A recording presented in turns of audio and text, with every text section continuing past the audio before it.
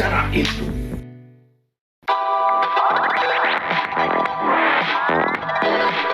Assalamualaikum warahmatullahi wabarakatuh. Jumpa lagi dengan saya Zulfi Andri Koto dalam pembelajaran jarak jauh. Semangat ya! Dalam pandemi COVID-19 ini, ada baiknya kita mematuhi protokol kesehatan. Bawa masker, cuci tangan, jaga jarak, hindari keramaian. Oke, semangat! Di samping memperkuat imunitas, ada baiknya kita memperkuat iman yang berkualitas kepada Tuhan Yang Maha Esa.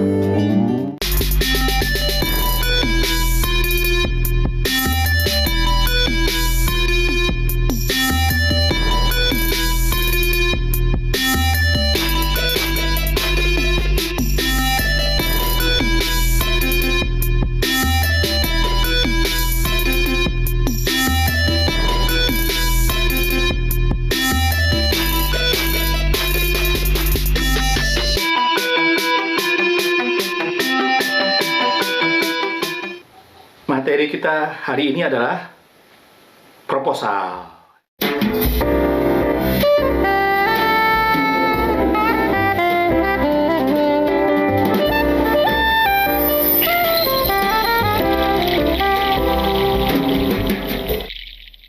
Baik, sebelum kita memulai materinya, saya pernah melihat seorang guru memberikan tugas seperti ini nih. Anak-anak, kalian buat proposal penelitian ya. Nah, anak-anaknya bertanya-tanya. Kira-kira seperti ini. Nah, gurunya malah menyarankan untuk membuat format dari yang sudah ada dari OSIS. Kalian tahu kan? Itu adalah format turun-temurun. Standarnya dari mana? Ya kakak kelas, kakak senior. Seharusnya kita harus punya standar yang bagus. Seperti apa? Itulah yang akan kita pelajari hari ini. Oke, dari mana saya dapatkan formatnya? Ya dari ini, dari kompetensi dasar 3.2 dan 4.12. Nah, di situ saya merancang pembelajaran jarak jauh dengan mengidentifikasi informasi penting yang ada dalam proposal kegiatan atau proposal penelitian. Terus, untuk apa? Untuk melengkapi informasi dalam proposal secara lisan maupun tertulis secara efektif dan efisien. Jadi, materi kita teks proposal, alokasinya 4 jam pelajaran ya. Itu landasan kita. Tujuan pembelajarannya adalah melalui pendekatan saintifik dengan menggunakan model pembelajaran project based learning. Nah, peserta didik dapat mengidentifikasi informasi penting yang ada dalam proposal kegiatan atau penelitian yang dibaca, serta terampil melengkapi informasi dalam proposal secara lisan supaya lebih efektif dengan kreatif, jujur, bertanggung jawab, dan dapat bekerja sama selama proses pembelajaran. Itu tujuan kita ya. Sebelum kita lanjut, ada baiknya kita refleksi diri. Ya, saya mengambilnya dari nilai-nilai kehidupan yang berlaku di masyarakat secara umum.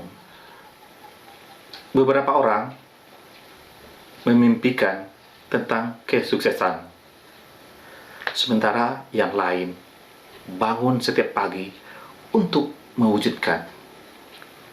Artinya apa? Sebuah kesuksesan tidak bisa diceritakan saja, tapi harus diwujudkan. Karena apa? Karena setiap hari orang selalu berusaha untuk mewujudkannya. Kalau kalian terbatas hanya dengan kata-kata, kalian akan ditinggalkan. Mari kita renungkan. Sebelum lanjut, ada baiknya kita berdoa menurut agama dan kepercayaan masing-masing. Berdoa dipersilakan.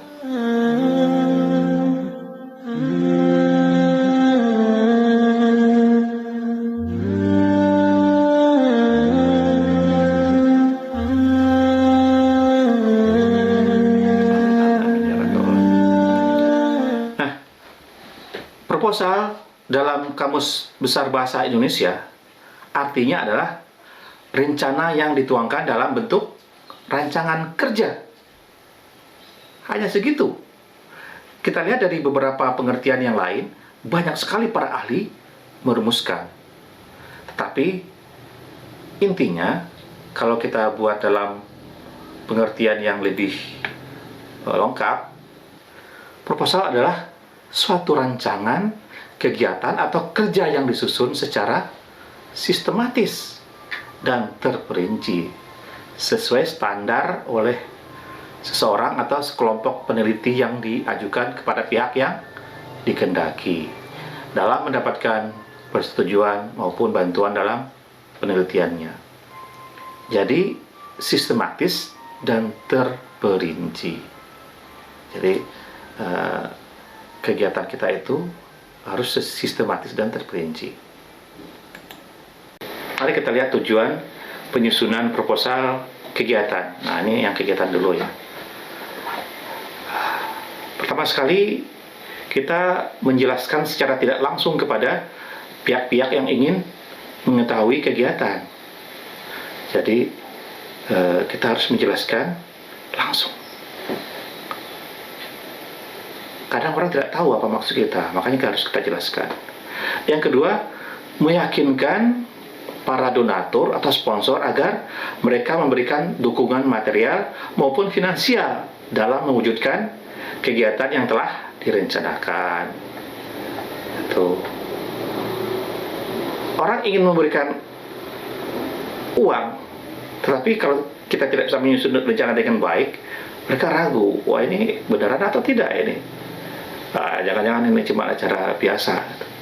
Tapi kalau kita menyusunnya dengan baik, kita akan mendapatkan dukungan material maupun finansial. Terus tujuan yang berikutnya adalah mengarahkan panitia dalam melaksanakan kegiatan. Jadi kegiatan itu terarah, jelas.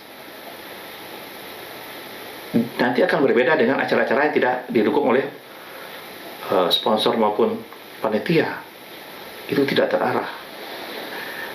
Tujuan yang keempat adalah mendapatkan persetujuan. Jadi acara kita itu disetujui oleh beberapa pihak. Dan yang terakhir adalah sebagai titik acuan. Jadi acara kita terencana, teracu. Mari kita lihat jenis-jenis proposal. Ada banyak proposal yang beredar di masyarakat. Nah, berdasarkan bentuknya, proposal itu kita bagi menjadi 3. Yang pertama adalah formal, yang resmi. Ini begitu resmi ya. Terus non formal yang tidak resmi, acara-acara pribadi biasanya. Terus acara-acara semi formal, jadi perpaduan antara resmi dengan pribadi.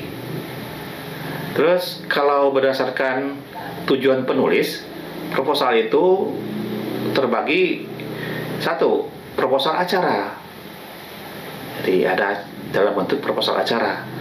Yang kedua, proposal kerjasama. Nah, kalau kita ingin bekerja sama dengan seseorang atau dengan suatu badan, ada proposalnya. Yang ketiga, proposal permohonan dana. Ini sponsorship ya. Kita butuh dana, kita punya acara ya, tapi kita ingin ada orang yang terlibat di luar kita ajukan permohonan. Yang keempat, proposal kerja praktik. Jadi kita bekerja, ada yang bantu secara praktik. Dan yang terakhir adalah proposal usaha. Kita membuat usaha milik desa, usaha milik pribadi. Terus kita minta kerjasama dengan orang-orang yang terkait. Mari kita lihat struktur proposal kegiatan. Ya, kalau ini yang kegiatan ya, biasanya di halaman pertama itu adalah halaman judul. Itu dibuat khusus, itu ada formatnya. pada pertemuan berikutnya itu akan dibakukan ya, mana yang sesuai dengan aturan. Nah, halaman judul biasanya ada dua, di covernya sama di belakang cover itu. Terus lanjut kepada latar belakang. Ada latar belakang kenapa proposal itu dibuat. Yang ketiga, tujuan kegiatan. Nah, tujuan kegiatan juga dirinci dengan baik. Terus, nama kegiatan itu apa? Nah, biasanya orang membuat dalam bentuk tema kegiatan. Tema itulah nanti yang akan mewarnai kegiatan secara keseluruhan. Nah, terus, bentuk kegiatan itu seperti apa? Nah, itu ada di dalam struktur. Peserta, siapa saja yang terlibat, siapa saja yang ada di dalam kegiatan. Berikut, waktu dan tempat kegiatan. Waktunya kapan, tempatnya di mana, itu harus tertera, harus jelas. Jadi, terpantau dan terukur. Lanjut, penyelenggara, panitia, siapa saja panitianya, nanti ditulis itu, mulai dari ketua sampai anggota, semuanya dibuat dalam bentuk lampiran. Lanjut, jadwal kegiatan. Nah, biasanya dalam bentuk susunan acara. Kapan acara itu mulai sampai selesai itu harus ada susunan acaranya. Tidak boleh meleset 1 menit pun. Di seandainya istirahat pun disebutkan berapa menit. Jadi terancang, terukur. Kalau ada yang di luar itu berarti kita bisa menolaknya. Dengan apa? Dengan nih susunan acaranya. Terus rancangan anggaran. Anggaran ini akan mendukung dan membiayai proposal. Nah, itu tertera juga di situ. Yang terakhir penutup, misalnya harapan di situ ya, dan kesimpulan. Nah, struktur yang terakhir, yang paling akhir adalah lampiran-lampiran. Apa yang akan dilampirkan, misalnya gambar kepanitiaan, rancangan anggaran, dan sebagainya dan sebagainya. Nah, sekarang kita lihat struktur proposal penelitian. Tadi kegiatan, sekarang adalah penelitian. Nah, ada sedikit perbedaan karena ini biasanya lebih bersifat pribadi, individu. Dia lebih kepada unsur yang ilmiah. 1, lembar judul. Judul di cover sama cover dalam.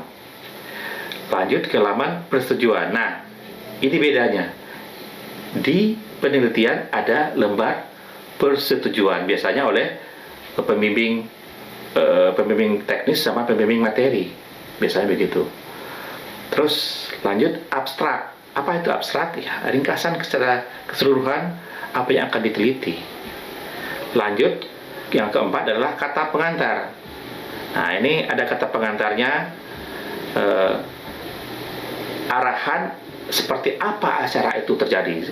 Di situ ada puji-pujian, ada ucapan terima kasih, dan pengantar acara itu mau dibawa kemana. Terus latar belakang masalah. Nah, kenapa acara itu diadakan? Biasanya dimaktubkan di dalam latar belakang masalah. Lanjut, rumusan masalah yang terkait dengan apa saja yang akan diteliti. Terus tujuan penelitian, manfaat penelitian, terus tinjauan pustaka, kemudian kerangka konsep dan hipotesis dugaan sementara. Nanti kita akan membuktikan apakah hipotesisnya terbukti. Setelah itu metode penelitian, mau pakai yang mana? Apakah kuantitatif atau kualitatif? Nah, kemudian lanjutnya jadwal dan lokasi penelitian, di mana saja lokasi yang dipakai, kemudian jadwalnya kapan saja, itu harus ada. Nah, yang terakhir yang harus ada dalam struktur proposal penelitian adalah lampiran-lampiran. Jadi akan banyak lampiran.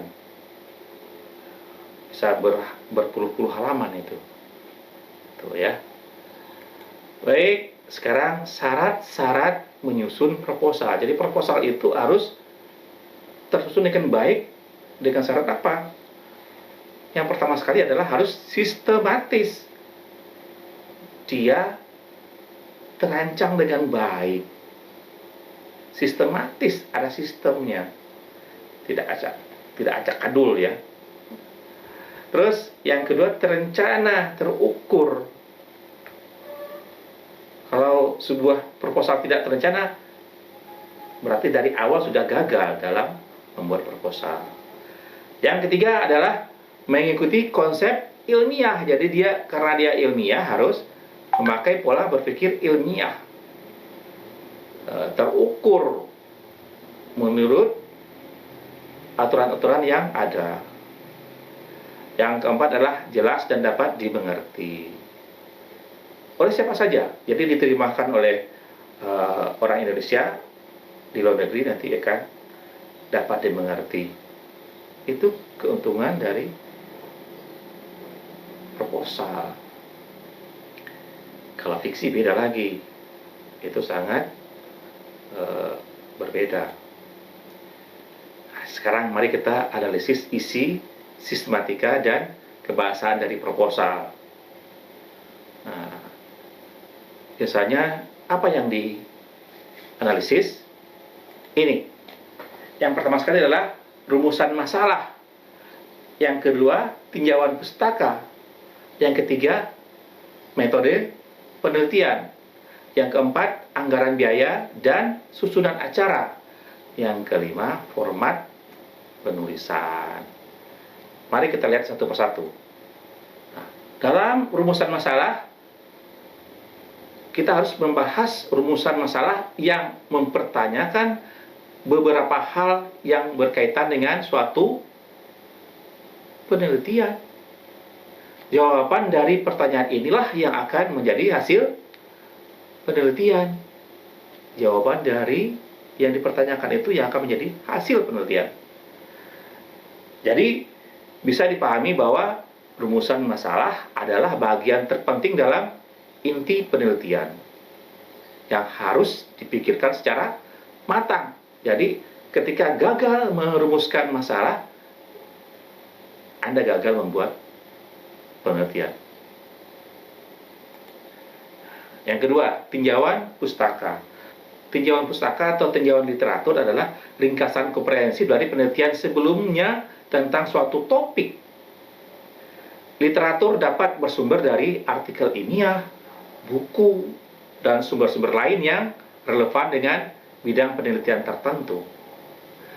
Nah, tinjauan tersebut harus menyebutkan, menjelaskan, merangkum, mengevaluasi secara objektif, dan memperjelas penelitian sebelumnya.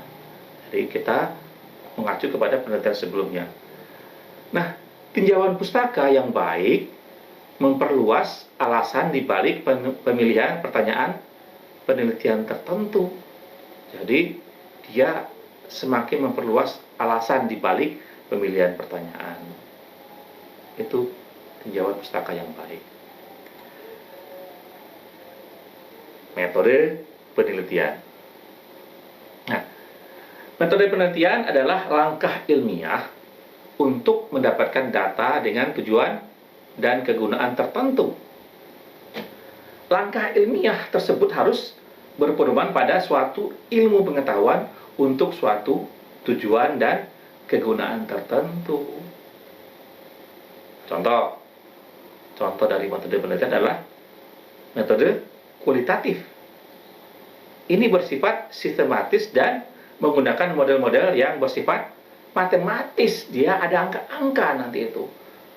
Biasanya penelitian seperti ini susah dalam meneliti, tapi ketika sidangnya enak. Kenapa? Angka-angka berbicara.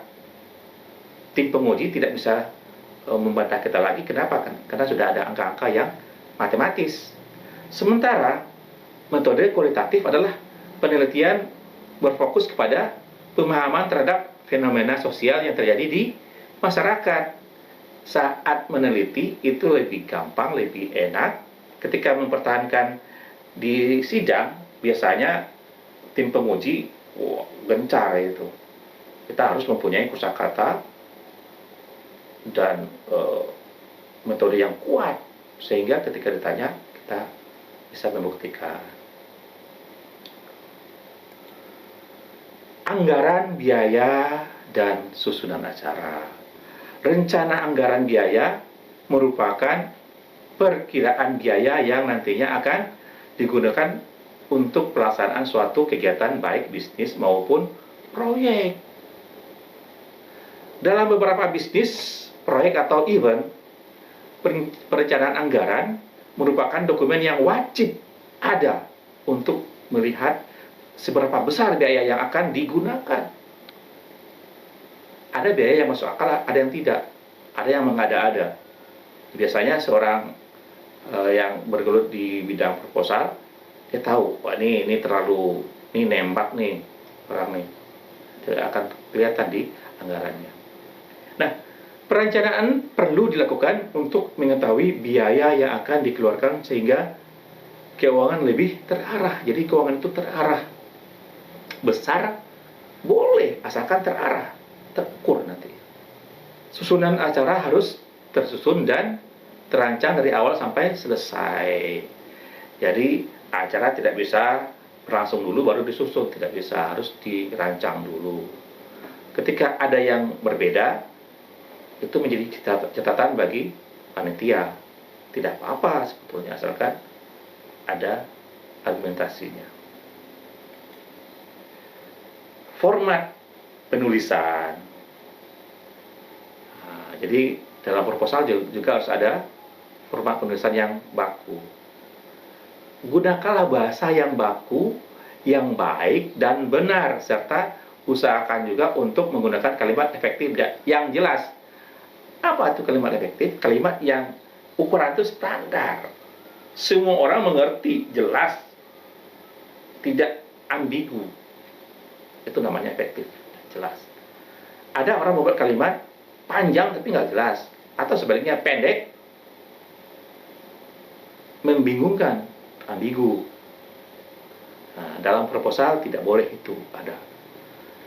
Yang berikutnya adalah hindari juga kesalahpahaman dalam ejaan maupun penulisan pada proposal yang Anda buat.